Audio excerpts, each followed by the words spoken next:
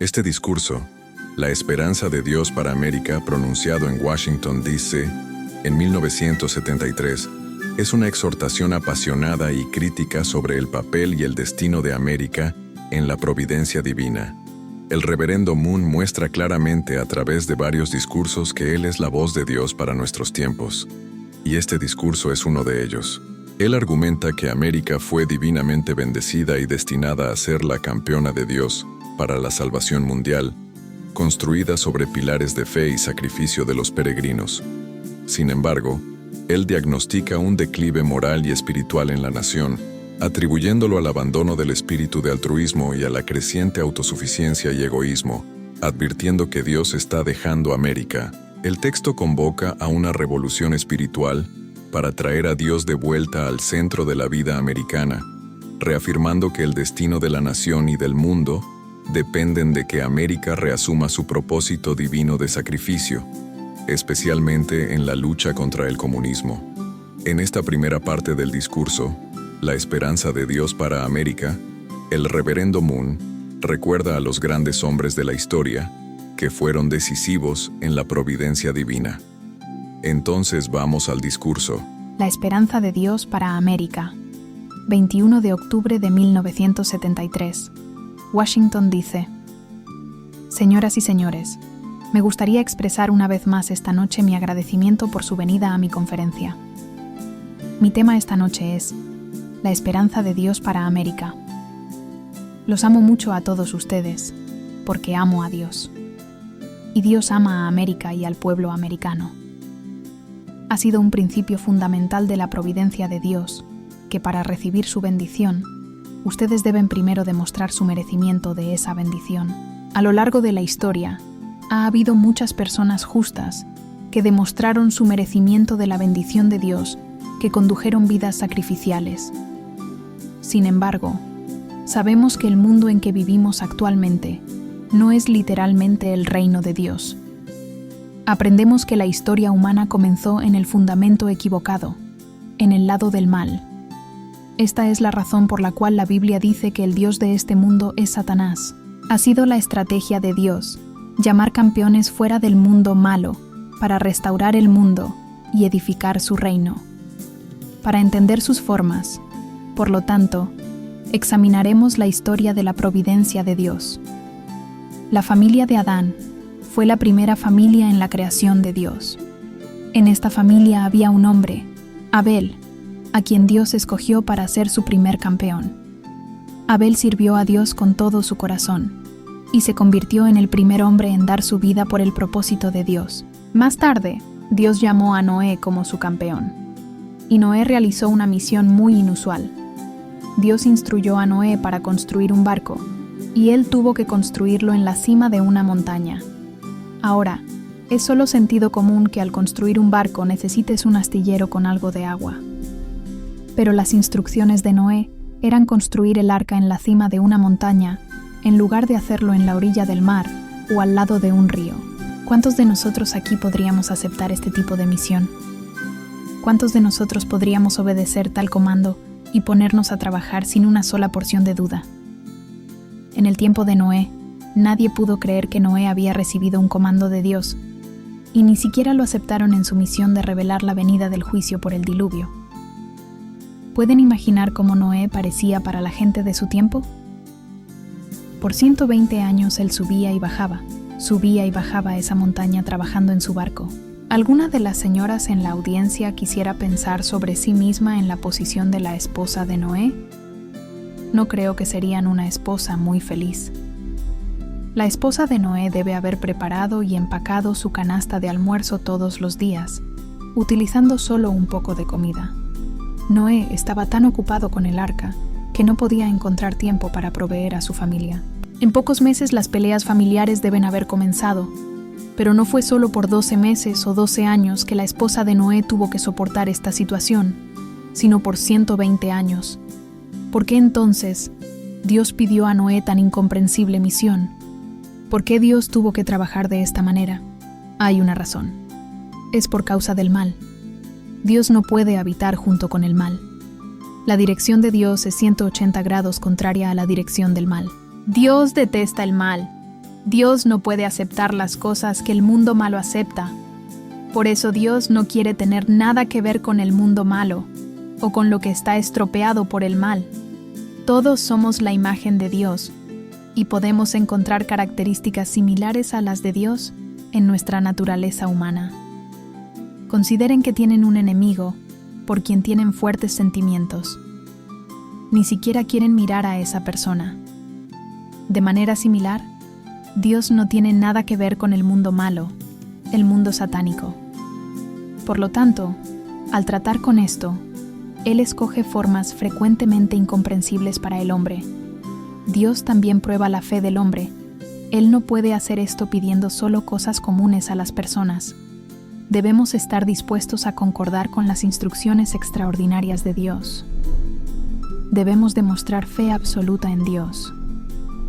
Esta no es una tarea fácil. La gente pensó que Noé era un hombre loco por construir el arca. Nadie supo que él ocupaba la posición central a los ojos de Dios. No solo Noé, sino otros hombres de Dios parecen actuar de formas peculiares cuando son observados desde un punto de vista mundano. Observemos a Abraham. Dios llamó a Abraham, no de una familia encabezada por un hombre de Dios, sino del hogar de un fabricante de ídolos, y le ordenó separarse de su mal ambiente y dejar su tierra natal. Dios quería que Abraham se convirtiera en su campeón. Este fue el comando personal de Dios. Si Abraham hubiera entonces discutido este asunto con su padre, el fabricante de ídolos indudablemente le habría preguntado: ¿estás loco? Abraham sabía muy bien lo que ocurriría si mencionaba cualquier cosa sobre su instrucción recibida de Dios. ¿Quién le habría creído? Su misión no era solo decir hola a su vecino de al lado. Dios le instruyó viajar a una tierra extraña, tan lejos como Egipto. Entonces la decisión de Abraham fue una sola, basada en su fe y su confianza en Dios. Solo por fe él tomó su decisión y partió, con nada en su mente excepto seguir el comando de Dios. Sé que él huyó en medio de la noche. De repente se encontró vagando como un gitano. Él vivió en abnegación. Tuvo que renunciar a todo.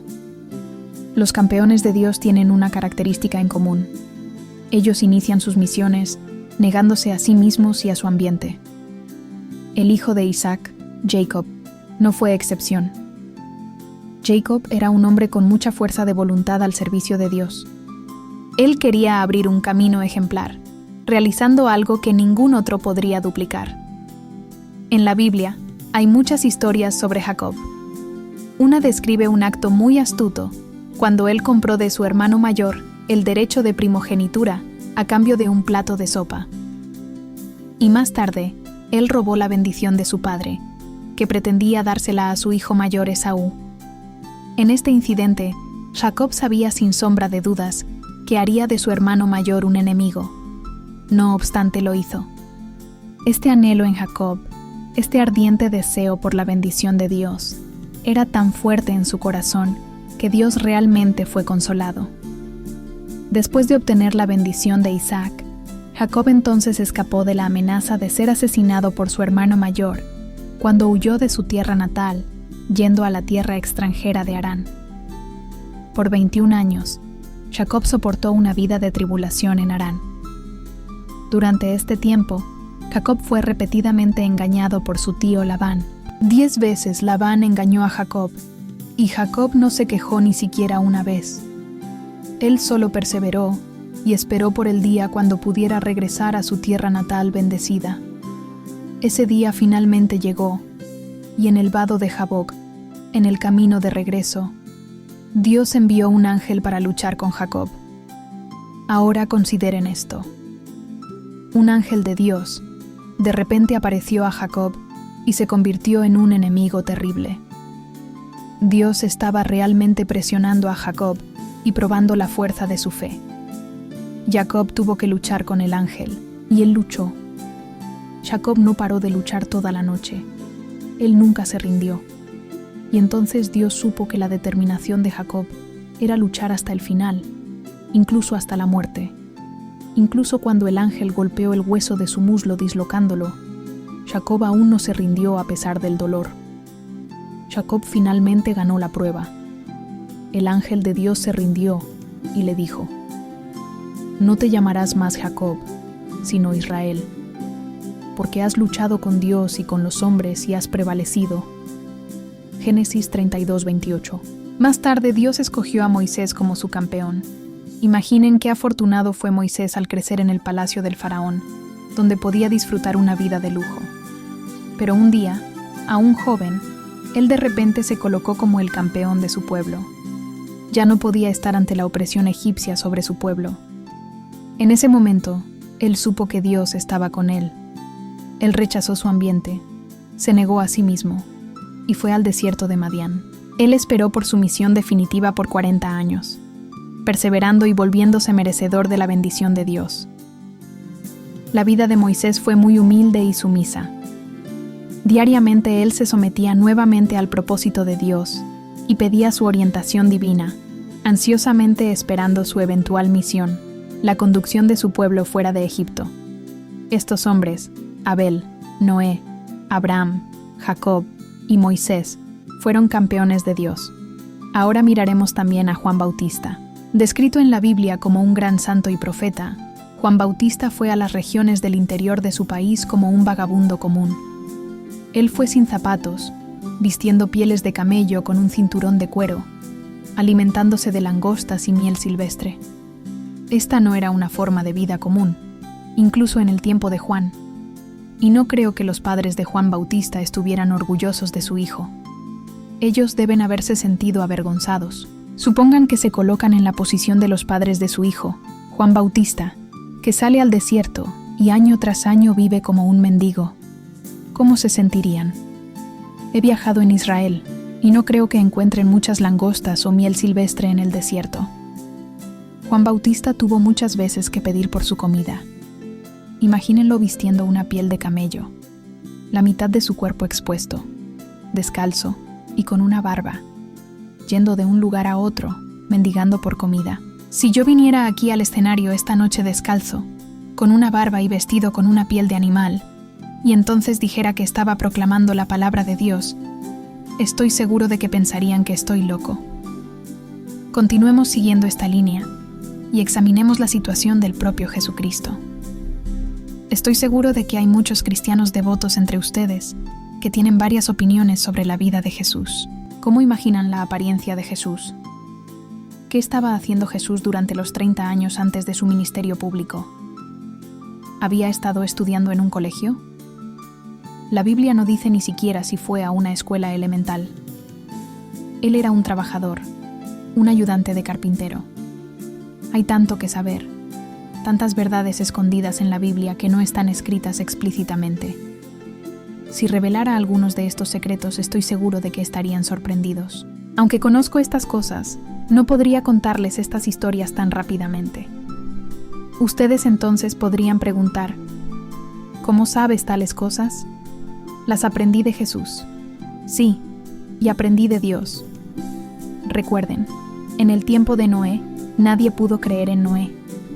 En el tiempo de Abraham, nadie pudo creer en Abraham. Justamente por esta razón, aunque honestamente les cuento lo que realmente pasó en el tiempo de Jesús, nadie me creería fácilmente. Desde el punto de vista de la sociedad de aquellos días, Jesús era un hijo sin padre, un hijo ilegítimo. A los ojos de Dios, él fue concebido por el Espíritu Santo, pero no hay ninguna manera de probar esto a la gente. Por eso fijen sus pensamientos en una vertiente realista y solo analicen lo que voy a decir. María concibió a Jesús antes de casarse.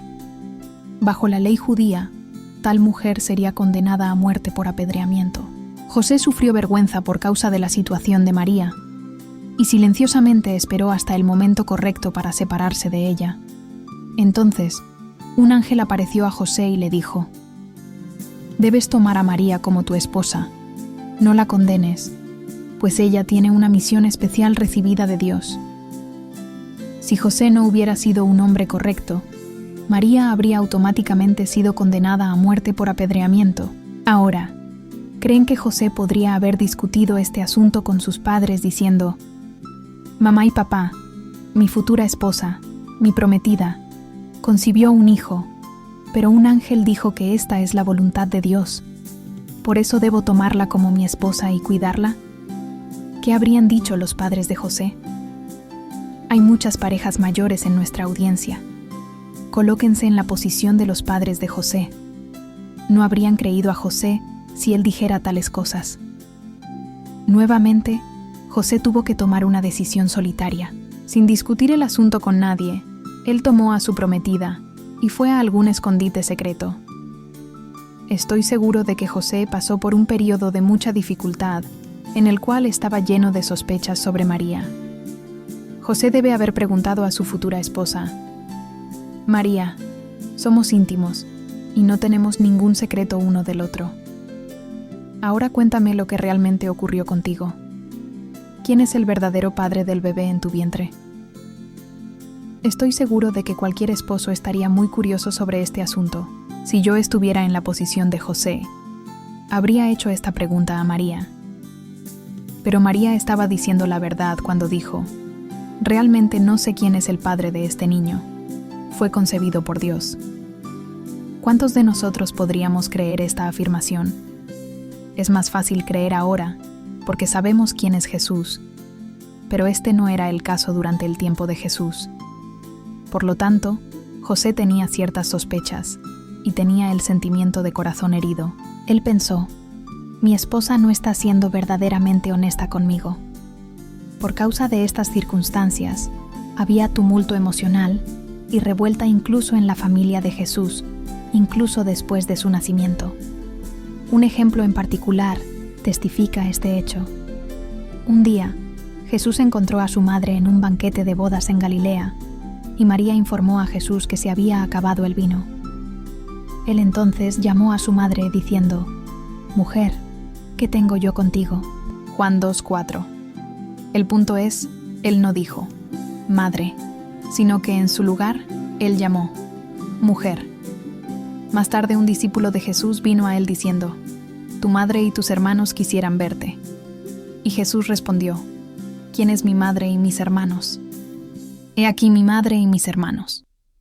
Pues aquel que hiciere la voluntad de Dios, ese es mi hermano, hermana y madre». Marcos 3:33-35. Esto indica que a los ojos de Jesús, los miembros de su familia no estaban haciendo la voluntad de Dios. Jesús sufrió gran angustia dentro de su propia familia. Hay muchas historias escondidas aún no reveladas. Muchos de los hechos sobre su sufrimiento son desconocidos. La Biblia deja un escaso registro de los 30 años antes del ministerio público de Jesús. Si este fuera un registro glorioso, podemos estar seguros de que Dios y los discípulos de Jesús lo habrían revelado. Pero Jesús vivió en tristeza y aflicción. Él fue una figura obscura por 30 años. Por eso la gente se quedó en shock un día cuando lo oyeron decir: «Yo soy el cumplimiento de la ley», y «Moisés escribió sobre mí». Él proclamó: «Yo soy el Hijo de Dios, y el Padre en el cielo me envió. Yo soy el camino, la verdad y la vida. Nadie va al Padre sino por mí». ¿Cuántos de nosotros habríamos aceptado tales afirmaciones extraordinarias si hubiéramos vivido en aquellos días? Jesús solo confundió a las personas, pareciendo tan ultrajante. Incluso Juan Bautista tuvo dificultad en ver a Jesús como el Hijo de Dios, y Juan estaba destinado a preparar al pueblo y enderezar el camino del Señor. Hoy es mucho más fácil aceptar a Jesucristo como el Hijo de Dios, porque por 2000 años el cristianismo lo ha glorificado como Dios. Pero en aquellos días, los mayores no lo aceptaron, y ni siquiera los sacerdotes lo aceptaron. Ellos no eran menos inteligentes de lo que somos hoy. De hecho, probablemente habríamos cometido los mismos errores si hubiéramos vivido en los días de Jesús de Nazaret. Ellos simplemente no pudieron ver al Hijo de Dios. Jesús había sido largamente esperado. El Mesías fue esperado por 2000 años. Pero cuando Él finalmente apareció, no hubo ninguna recepción para Él.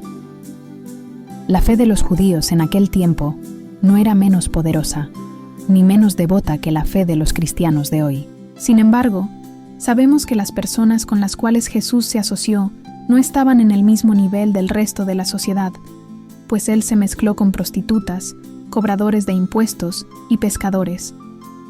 Conocemos la historia de que un día una joven mujer derramó un ungüento precioso sobre el cuerpo de Jesús. Entonces lavó sus pies con su cabello. Si hubiéramos visto estas cosas, ¿cuántos de nosotros podríamos decir de una manera piadosa que habríamos aceptado a Jesús como el Hijo de Dios? Los 3 años del ministerio público de Jesús fueron un grito distante de su mesianidad. Nadie entendió la verdadera misión de Cristo. La gente juzgó al Hijo de Dios con ojos pecaminosos, de acuerdo a sus propios estándares mundanos, y lo trataron como les convenía. Este mundo pecaminoso nunca pudo ser hospitalario para la pureza de Cristo. Él vino a su propio pueblo, pero el pueblo no lo recibió. Como mencioné, todos los santos y profetas y hombres correctos de la historia primero tuvieron que negarse totalmente a sí mismos y entregarse a Dios. Cuando Él los llamó, ellos dieron sus hogares, sus riquezas, sus familias y sus naciones. Dios quiere su campeón en nivel individual, en el nivel familiar, en el nivel tribal, en el nivel nacional y en el nivel mundial. Él tiene que llamar a sus campeones en cada nivel, y la calificación para el campeón de Dios en cualquier nivel siempre permanece la misma. Él necesita fe absoluta e incansable para seguir el comando de Dios donde quiera que esto pueda conducir. Dios necesita obediencia total a su voluntad. Debemos examinar entonces, ¿qué es la voluntad de Dios? ¿Por qué Él da a su pueblo tan duro momento? La salvación individual es ciertamente importante a la vista de Dios. Dios no descuida esto. Sin embargo, ese no es el definitivo propósito del trabajo de Dios. La voluntad de Dios es la salvación del mundo. Dios necesita un individuo para ser su campeón para la meta definitiva de la salvación mundial. Dios llamó una familia para ser un instrumento para la salvación del mundo. Dios llamó a su pueblo para alcanzar la salvación del mundo. Dios quiere tener una nación como su campeona para la definitiva realización de la salvación mundial. Esta fue la primera parte de La esperanza de Dios para América. No se pierdan la continuación de este discurso. En la próxima parte, comprenderemos quiénes son los pilares del cristianismo. ¿Les gustó el video? Dejen un me gusta o un no me gusta y no olviden suscribirse para no perderse el próximo video. Comenten o hagan preguntas, con gusto les responderé.